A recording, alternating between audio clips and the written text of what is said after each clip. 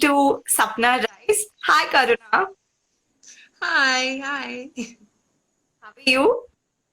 It's good to see you. Can you hear me and can you see me? I can. I can hear you and I can see you. Awesome. I was just introducing you, so let me get to that. Hi, everyone. I'm Natasha Doshi. Welcome to Sapna Rise's third episode. And I'm in conversation with Miss Karuna, and this is her book that we're going to speak about today. The Heart Asks Pleasure First. Karuna, how are you doing? First, let me get to that. Where are you? What are you doing? And how are you? I'm good. Hi, Natasha. I'm good. I'm at home in Calcutta and I'm doing Wow, all right. Considering we've been living through a pandemic, I'm doing all right. How are you? I'm doing good. I love Calcutta.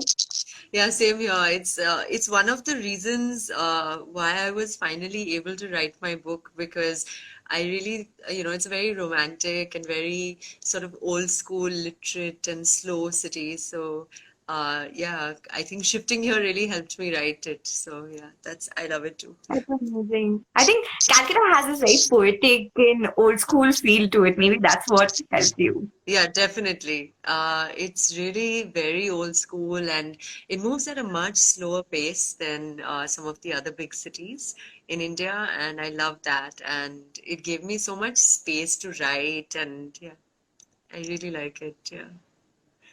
That's amazing. Karuna, would you like to talk about your book to all those who are joining in? Can you give us like a brief introduction?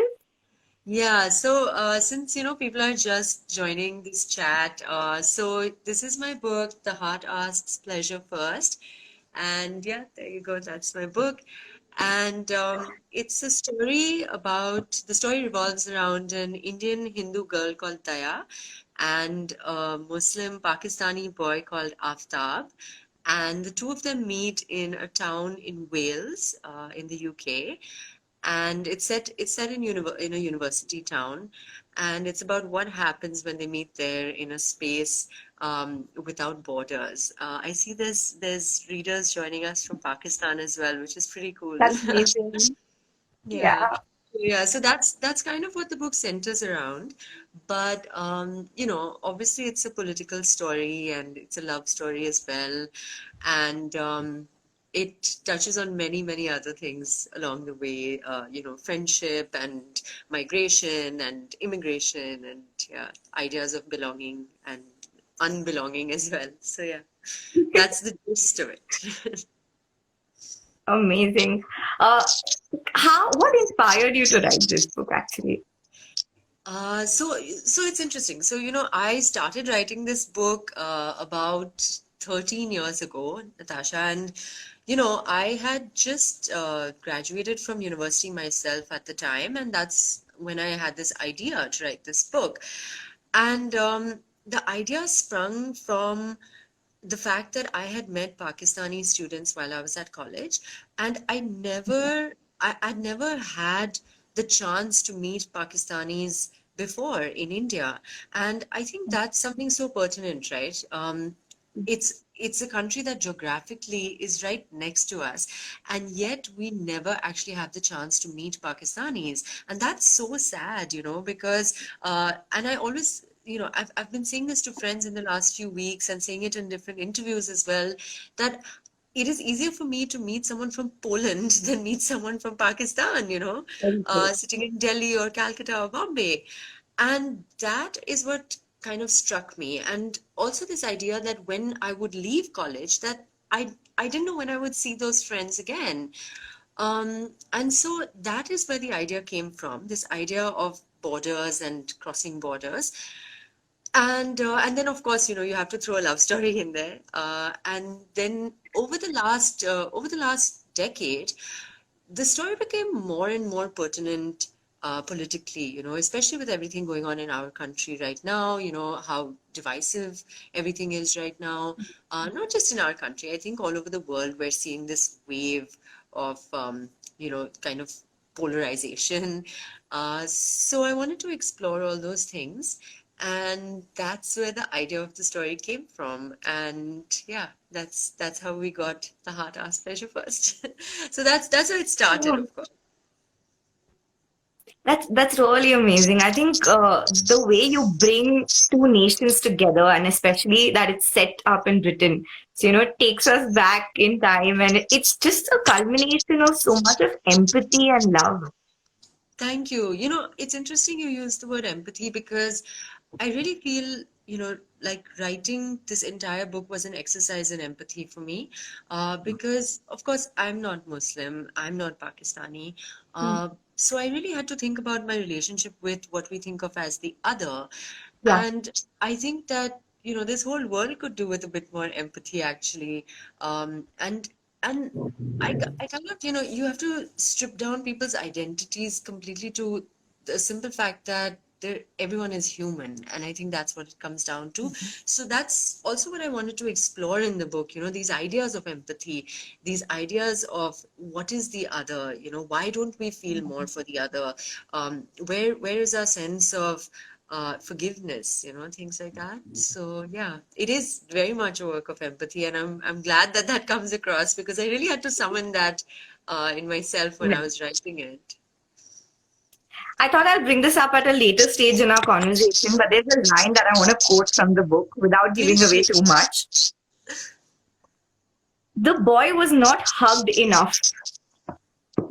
This particular line is what you describe Osama bin Laden as. You have this beautiful narrative, and I think it gave me goosebumps because I'd never heard his side of the story. I mean, very Yeah. rarely do we hear such things. The boy was not hugged enough amongst 53 other siblings. He was just maybe ignored, and this was But his cry for attention. yeah, and that's the thing that, of course, Osama is like the big villain of our generation, Yeah. and our time. Um, and I think worldwide, he was kind of like this massive figure of hate for everybody, right? And and I wondered, and when I was looking at September 11th, and that's why I had to include it in the book, I kind of wondered, what was Osama bin Laden's personal response to this? We know what his public response was. We know what the political response was. But what is someone's personal response to something like this? And I think it's important to view everyone, even the greatest villain, as a human being. And sometimes it's important to view the villain as a human being in order to prevent these things in the future, in order to understand. And I mean, we look at it all the time, in serial killer shows and things like that. But like, so what forms a person's opinions like this? Yeah. What makes a person evil? What makes a person act on something? And you often see how the abused turn to the abuser, so I wanted to explore those themes with Osama. I mean, of course, that's a tiny part of the book. Part. Yeah. Yeah, it's not, for anyone listening in, Osama's not a big character in the book at all. But I felt it was important to include that, yeah. I think throughout your narration, I think this is the first time I learned what the real meaning of jihad means. I Yeah, didn't know it until now because uh, sadly we live in a society that portrays so many concepts in a negative light. I mean, whatever we've read, whatever we've heard, it's so rare to see the other side of a coin and yeah. to see this fresh perspective, the way you beautifully described Islam as a religion, beliefs that they stand for, and so many things. I think the fact that, Tagore actually went around tying Rakhis during the partition time. So all these little aspects of, again, as I said, empathy that you bring out in the book, it's so beautiful. Thank you. I hope that people see that, and I hope that it serves as a reminder in these really polarized and hard times that, that we are one nation, we are one people, Yeah. even people from a different nation, we kind of have to remember our humanity, I think. I feel a great lack of that these days, especially when you look at the media, when you hear the kind of things people are saying about, say, a jewelry ad, and you think, Yeah. Oh, yeah. yeah, and you think, really, has it come to this? We're better than this, right? Absolutely. Yeah. Tell us about your journey. How I think you took 13 years to write the book. Yeah, overall it's been about 13 years, but I will say this, the draft that you read today, I started Mhm. that about 3 or 4 years ago, and that was a draft that I started completely afresh. The Okay. storyline remained the same, but the characters were different this time, and I think that you speak to a lot of writers. You know how it is. Writing is really a process and a journey. And I was really young when I first came up with this idea for this book, and I don't Mhm. think I don't think I had the knowledge of enough knowledge about the world or love or anything really, politics, geopolitics, to write the story I dreamed of writing.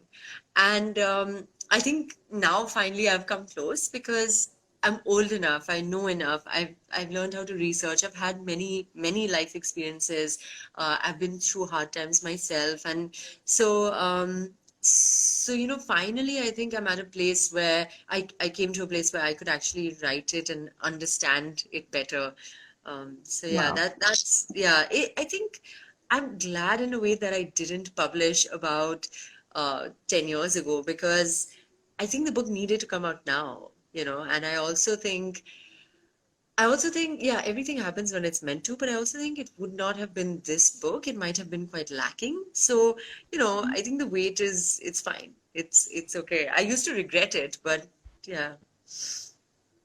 In fact, if you look at it the other way, you've been so patient. I mean, 13 years, you didn't give up. A lot of authors in their process sometimes tend to give up if it takes longer than expected. You kind of feel a sense of defeat. Yeah. So, this process, how was it emotionally? 13 years, and did you ever feel like you wanted to give up? Yes, and I did give up in the middle. There were 3 or 4 years where I didn't write this book, and maybe it was good because I needed that break and that time away from it. So in a sense, it was good to take that time out because you reflect, I think, and you kind of um, you pause and you let the story grow and you ponder it, and so that was actually a good thing to take that break. But I will say this, that I did truly believe for a while in the middle that I wouldn't write a book, which was sad because it was my life's dream to write a book. And but I will say this for anyone listening in who's looking to write or is working on their own book or thinks it's taking ages, don't give up. I mean, 13 years is a ridiculous time to be writing a book, but I did it over 13 years. And some of the loveliest books I've read, far better books than mine, even took that long or took longer to write. And I do think writing is an act of patience as well, because it's not it takes a long time to put the right words down. Good. And I think we are, as I don't know about all of us, but I know I was, as a younger person, I was really swept up by these stories of people who wrote books really speedily. For example, I was a big Yeah. Jack Kerouac fan, and when I found out that Kerouac wrote wrote on the road, I think almost overnight, the first draft, that sets an insane standard. Um, and I was, and I always imagined I'd do it like that. But maybe you don't. Maybe you take a decade to write a book, and that's fine. Um, I think the main thing is, the difference between being a writer and being an author. And you are always a writer. If you want to be a writer, you just have to put pen to paper and write. That's it. An author is a published writer, and that's different, of course. But it shouldn't take away from the fact that you call yourself a writer. So Mhm. uh, so I tried to remember that. And yes, one needs patience for the process of publishing as well. So yeah, it's also, I've been patient, but it's also made me more patient. I think it's a beautiful process. Yes, it is. Right? It's a learning process as well. Absolutely. There's so many people saying hi, and I think they're acknowledging Yeah. your tattoos and they're acknowledging your work. Hi everyone. Hi. Yeah, I'm seeing some of the comments float by, and there's many people saying looking forward to getting your book, guys. It's available at all the Sapna bookstores, and it's also available online with them. So please order. They ship worldwide, I think. So, and it would be great if you actually support independent bookstores and, not some massive online website, which I'm not going to name, but So this is the book, and you can get the book at all Sapna Book House outlets, and you can also order it online at sapnaonline.com. oh my God, someone called Ira has just written such a beautiful comment. Thank you, Ira. I know it's a very Rona Dhona book. I will say that for anyone looking to read it, it is. Yeah, the last time I read the final draft of the book, I have to say I cried as well. I just letting go of my characters and letting them breathe life, and I lived with them, and it was, yeah. I have to say, Ira, I cried as well at the end of my final drafts. Right towards the end. It is, it is, it is a bit heartbreaking. I will say that. Someone from There's a Malaysia, very interesting question. if Yeah, they can, yeah. Sorry, I just saw a question from Malaysia asking if they can order the book. I won't know that, Natasha. I think you can. absolutely. Absolutely. You can go to sapnaonline.com and you can order the book right away. What were you saying? You There's said a there's a. very interesting question from Share a Book India. Do tell us about the publishing process. Oh gosh. So the publishing process, so I wasn't too involved in it because I have an amazing agent, and she took care of a lot of that for me. And I do think that, for writers, we're such, introverted people in some way, and we're not good business people, I think, writers. So it is good to have someone who takes care of those things for you. I was very lucky to find uh, such a wonderful publisher in Pan Macmillan. They've just been beyond amazing. And my editor there, Tista, she really, really understood the book, and she really made something even better out of it. So the publishing process, it's slow. In case you're looking to publish your book, please know it's a slow process. Publishers receive hundreds of manuscripts, from what I understand, every year, and they pick a few of those. It is tough for them. Um, People tend to send like handwritten Wow. copies. People send, yeah, it's crazy. And so, Yeah. most publishers' websites will tell you this, but send a synopsis in your first three chapters. Um, if you're looking to actually send a cover letter, a synopsis in your first three chapters, and send it, and don't wait for an answer, because it might come, it might not come, it might come really late. And yeah, and I think that's a good start. It does take a long time, from the time you even find a publisher to say yes to the time it hits the bookshelves is a long time. It teaches you a lot of patience. And if you're lucky enough to have a pandemic in the middle, the way I did, it takes even longer. So, But it's worth the wait. yes, definitely. It really is. Yeah. Bhaskar is saying you inspire a lot of people, and I actually agree. Karuna, you've been a TV anchor, you've been a writer, you've been a poet. Tell me about your journey throughout, like, and what made you actually write a book? Um, so, do you mean about my entire journey till this point, all the Yeah. things I've If you done? could, I mean, you're inspiring so many people. So if you could just take us through whatever you did in your life and the choices you made that led to actually writing the book.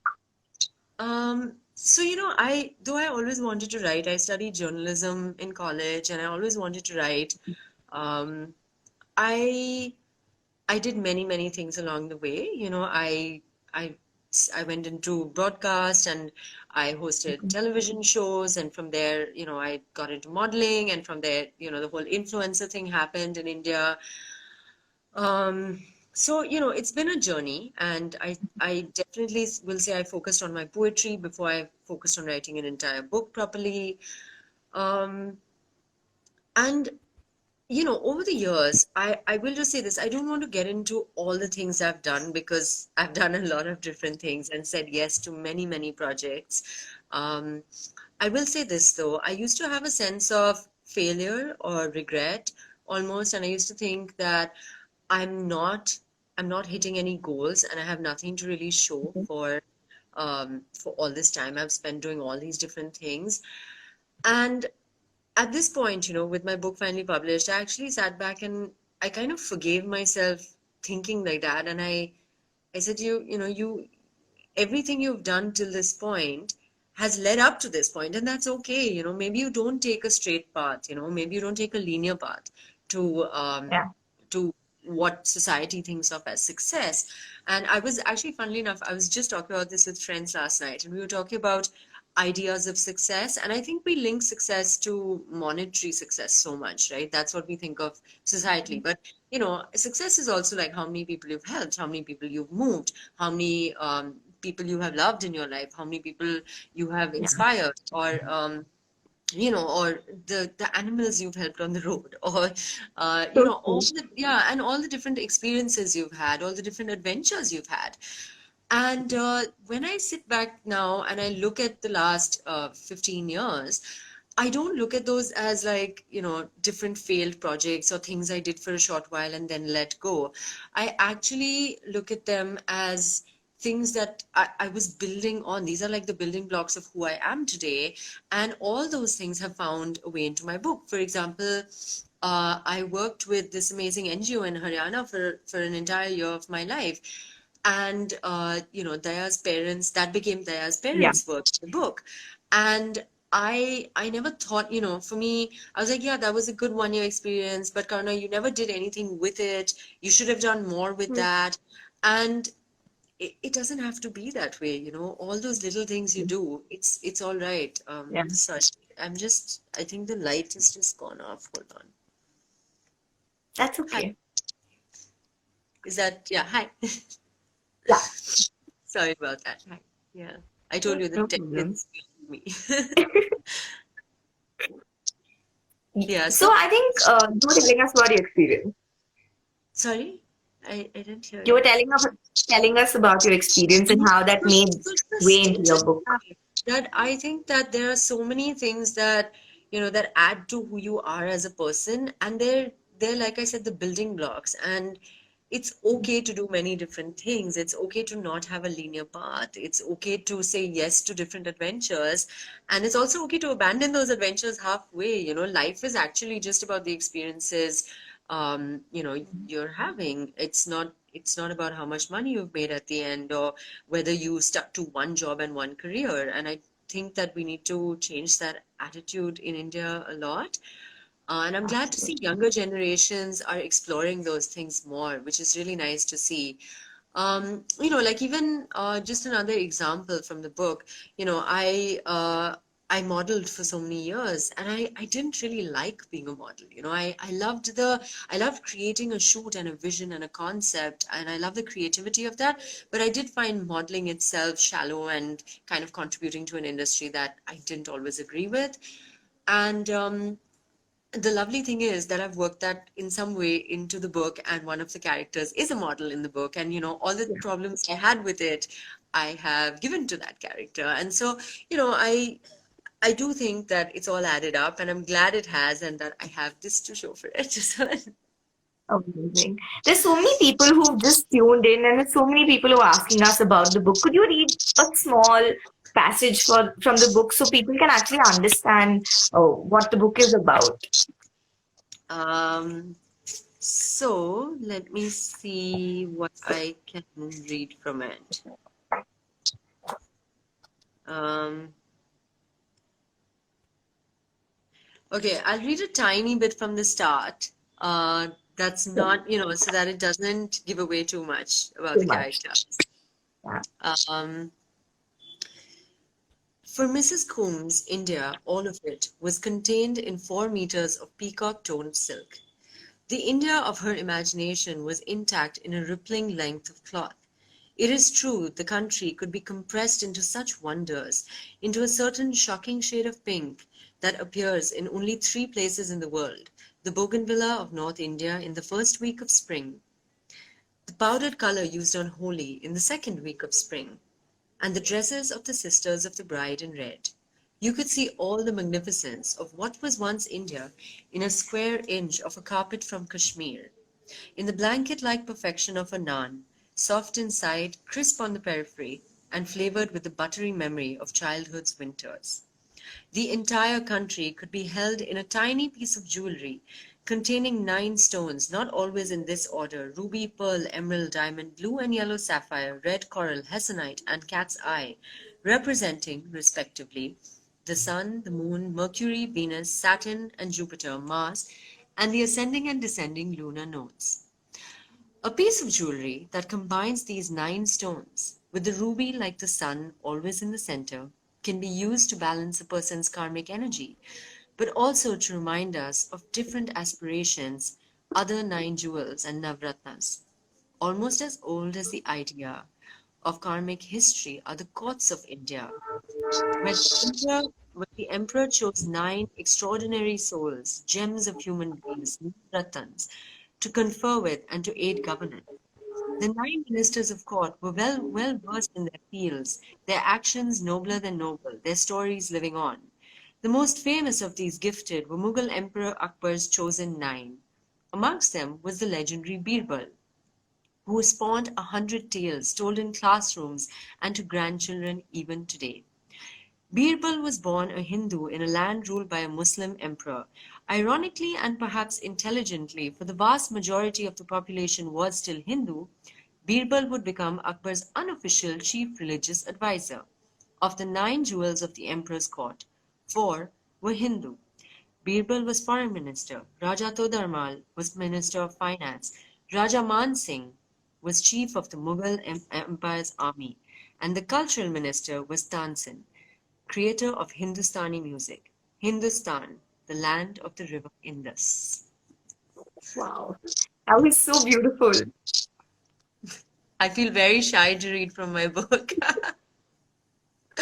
No, in fact, there's one thing that I spoke to you earlier about, and I would like to talk to people also.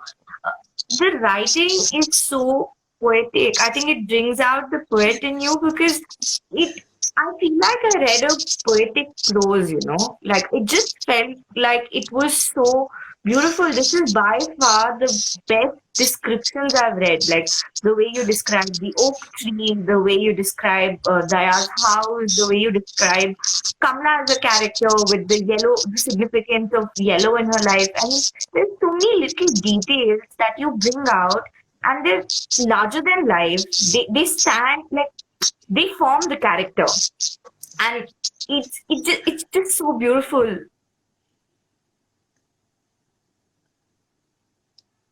I think I'm so sorry I lost you for a second, but thank you for all the compliments. Honestly, I will say this that while writing, I do think that all the years I spent writing poetry, they really, really helped to develop a certain style of writing. And so when I write now, even when I'm writing prose, there is a certain sense. Sorry, my dog is barking once. Clover. Sorry.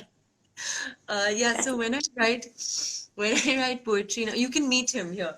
You can say hi. Oh my God, you love to. Come here, Clover. Come here. Here. You can say hi. Hi. Say hi. Who's Hi, that, Clover? Clover. Hi. Is his name Clover?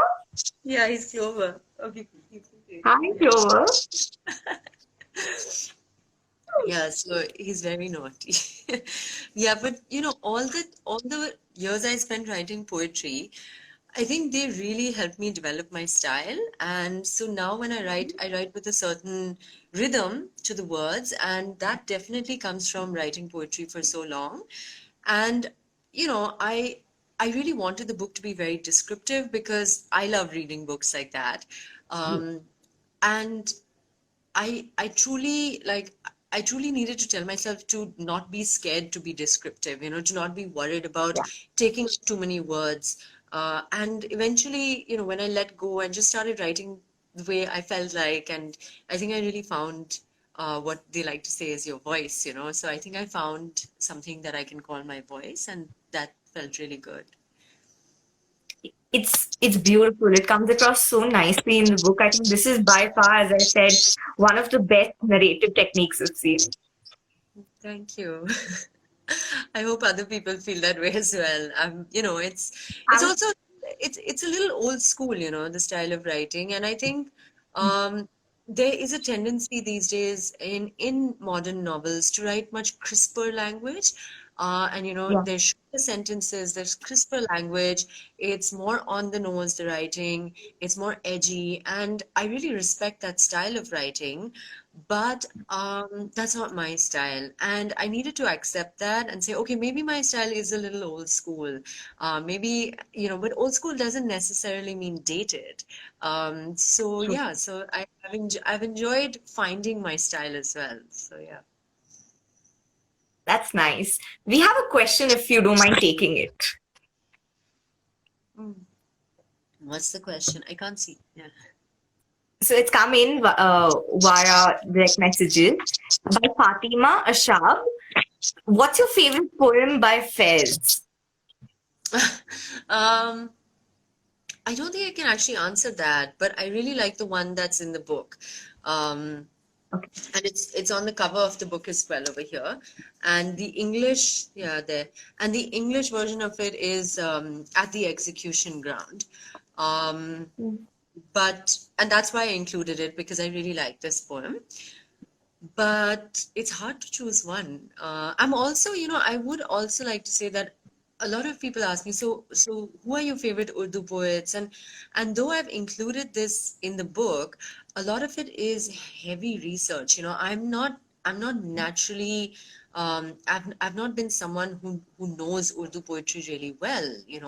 I don't understand a lot of it. I'm also learning it. So, it's very much a part of my character research.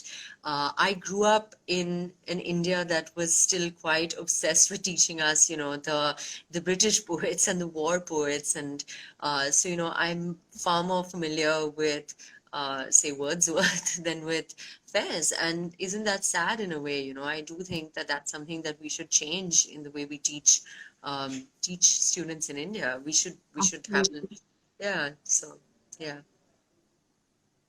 Absolutely. And I think there's one thing I also want to speak to you about.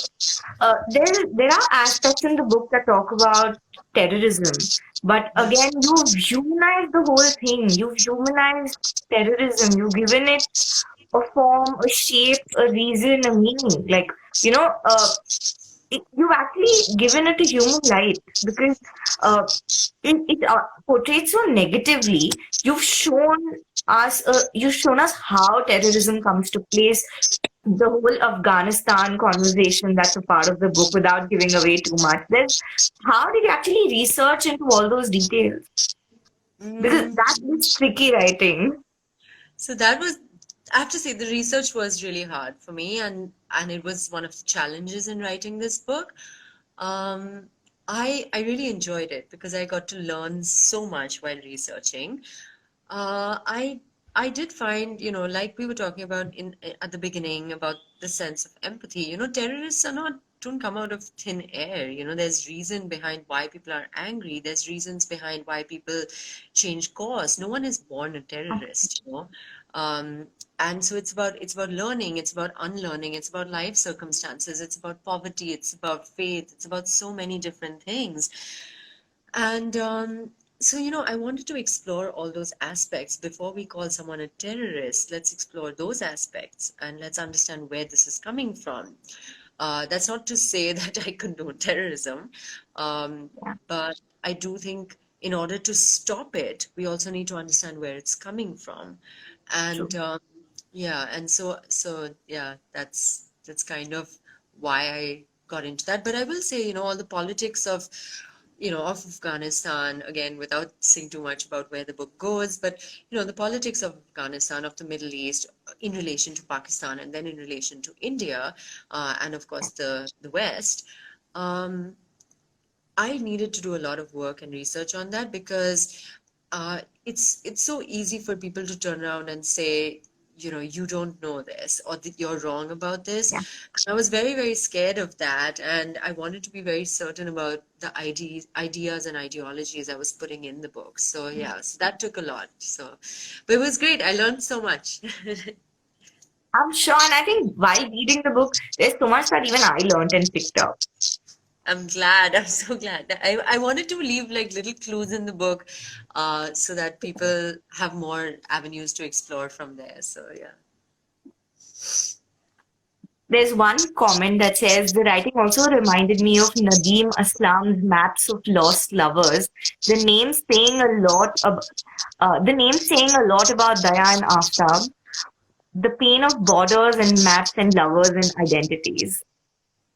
Well, Yeah, whoever said that's that, the exact thank comment. you so much because, Nadeem Aslam is one of my favorite writers. No surprise there. I really love his style of work, and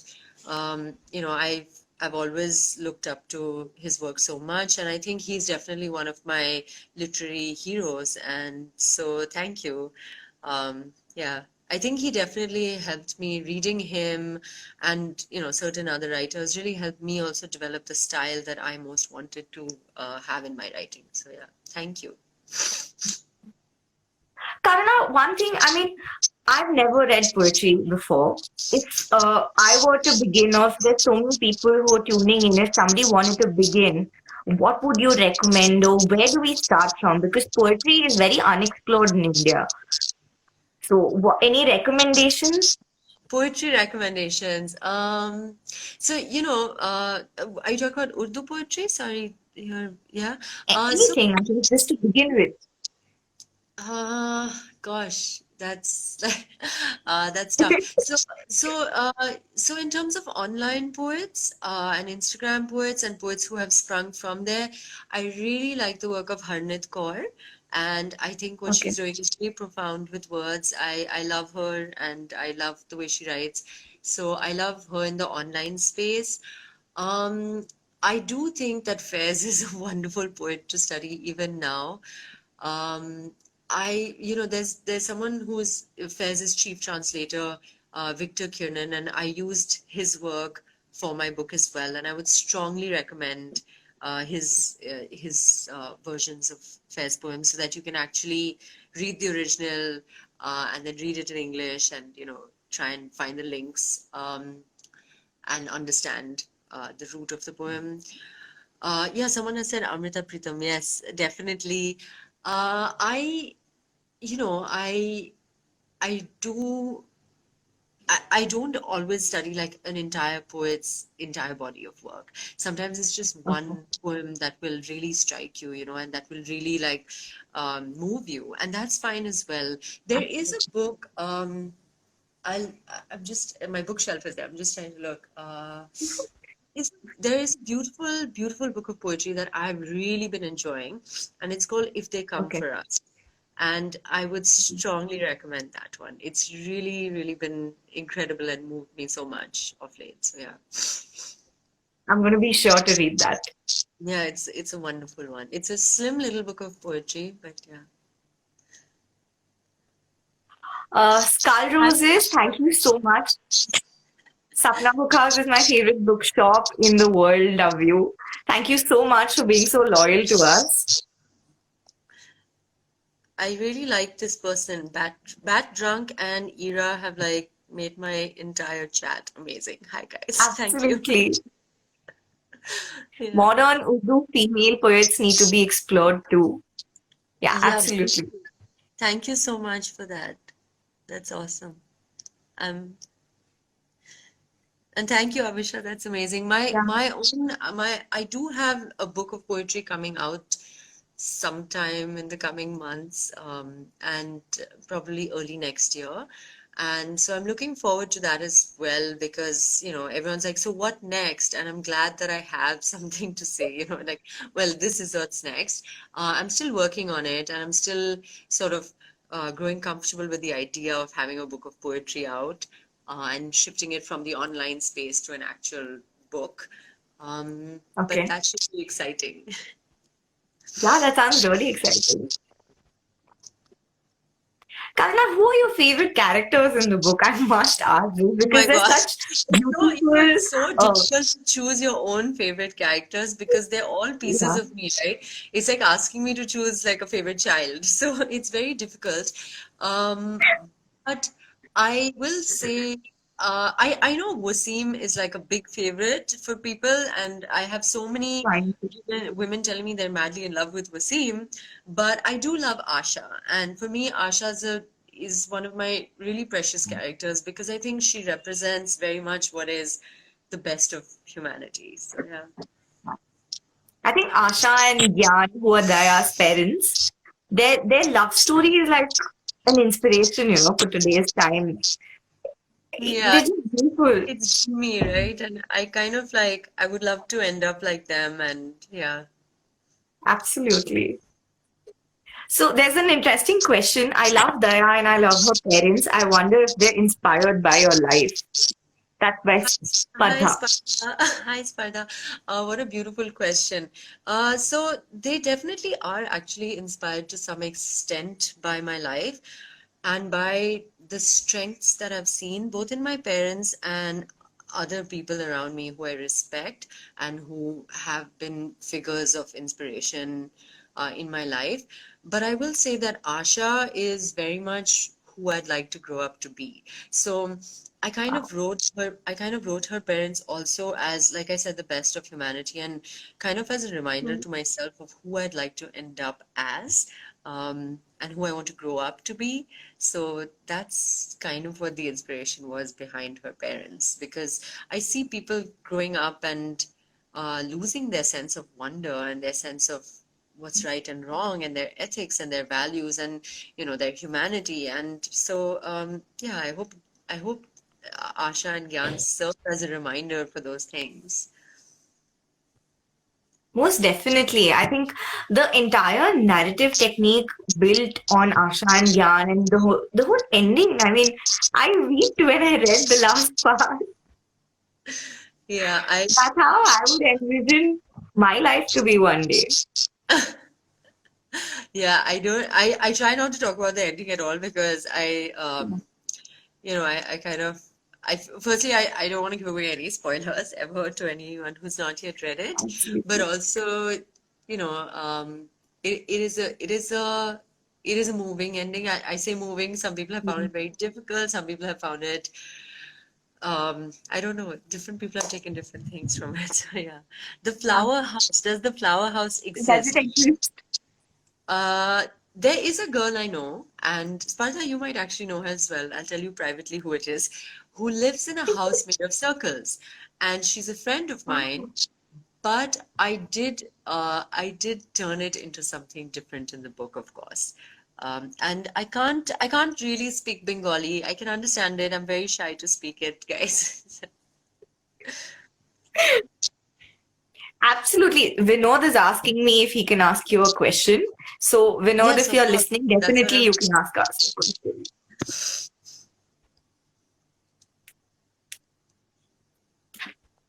Hi. Yes. I think we lost connection for a second. Yeah, could be. If there's any questions, honestly, guys, just put them in the window. So yeah. Absolutely. I think Vinod is trying to ask a question. Um, we haven't gotten your question, Vinod. If you can, In the question section. I don't think I have access to that. do you plan to? Okay, I'll ask you a question. Do you Yes, plan please. to have a sequel to the book? Oh, that's so interesting. I've thought about it. Uh, Honestly, right now, I'm still so inside this book, and I think it's very hard to let go. Yeah. If you think like writing a book is hard, letting go of it is even harder because especially when you worked on it so many years, these characters have been a part of my life. Editing it, creating them has been so much a part of my life, and so letting go has been very, very difficult. And I'm not sure I'm even at a place where I have yet completely let go. Um, I need to also accept that this book is no longer mine. It belongs to the world. So, I don't know about a sequel, but I have thought about it because I do wonder what these characters will do next. Absolutely. That's one thing even I was wondering what Daya would grow up to be and how her life would be. Yeah. And there are hints of it. So anyway, yeah. Yeah. Uh, Oh my God, how beautiful. You were reading this in Kashmir. That's so wonderful, especially because Kashmir does play a role in the book. And yeah, Yeah, one of my closest friends is half Kashmiri, and I visited Kashmir with her. And the bits in the book about Kashmir are based on that trip with her that's that the beautiful. two of us took a few years ago. And especially with everything that's taken place in the last year, I, I have to say that I've really had Kashmir on my mind, and yeah, I don't know when I'll be back there, but I hope I hope I do go back there sometime soon. Yeah. I'll tell you my favorite part. I think I love the bit of the lighthouse. Oh my goodness, yeah, the lighthouse. Yeah. To all those who have just joined in or haven't read the book yet, this is Karuna's first novel, and I think you should definitely go read it because it's so beautiful. It's a love story based on different worlds, different cultures, different traditions, and it's just a beautiful narrative description which takes you back in time. So be sure to actually read it. I think Vinod has finally put the question here. Is it because of the complex narrative you chose a form of writing which isn't so easy to decipher? No, that is just my style of writing. I don't like to write in a linear fashion. I think it's more challenging both for a writer and a reader to have it in these layers. And I like the slow reveal of a story. That's my personal preference, so that's why I did it. Yeah. Avisha is asking what's your favorite part in the book? My favorite part in the book is the end bits. Yeah, definitely the end bits. They were hard to write. They were hard to Yeah. imagine. Um, they were important to me. How things end up, they're so important. So yeah, definitely the end bits. Yeah. They're very moving, actually. Thank you guys. I feel so moved by the people who've actually read the entire book and are writing such wonderful things. Thank you all for reading it. It means the world. Karuna, how different was the initial draft from what the book has come out right now? I mean, were they like, are they stark differences or was it like a continuation? It's completely different. From the first draft, I probably only have about three paragraphs from the first draft in this final draft. So yeah. Um, Oh, I'm sorry, I'm seeing so many questions. The most challenging phase while writing the book, there were many. I wrote the book in, a real sort of burst of a few months of complete passion. And so the writing, when I finally came to it, was not that difficult. It was very exciting for me, but I will say that, excuse me, I will say that the bits towards the end where I started waiting, I had to edit it a bunch of times. Those were hard, and when you're waiting to find a publisher, that's hard. You need a lot of patience in that time. So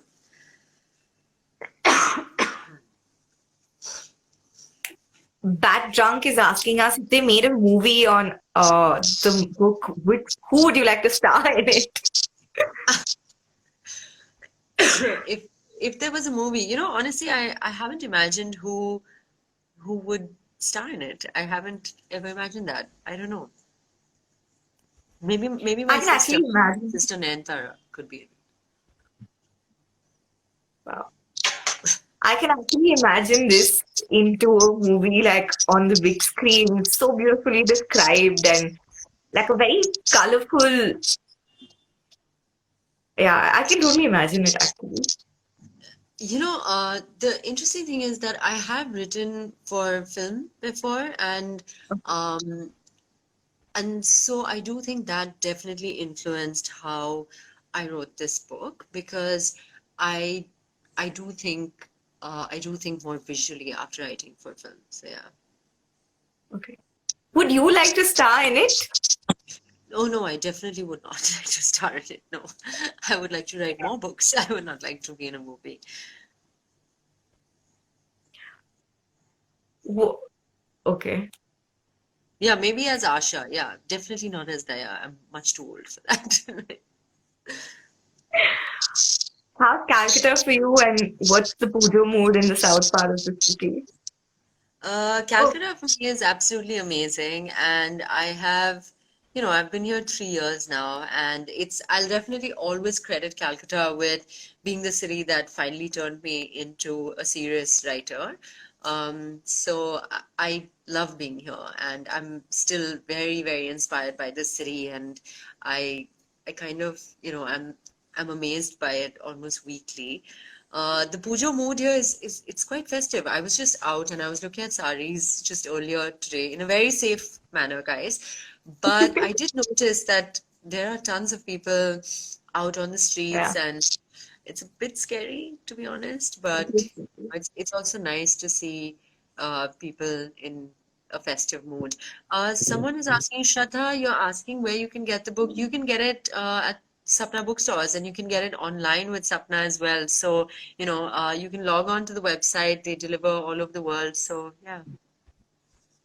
Vinod is asking that's an Take a interesting shot. question about did I make a flow chart? I made many, and I actually mapped out each character's entire lifespan before I started writing because I needed to know just for myself.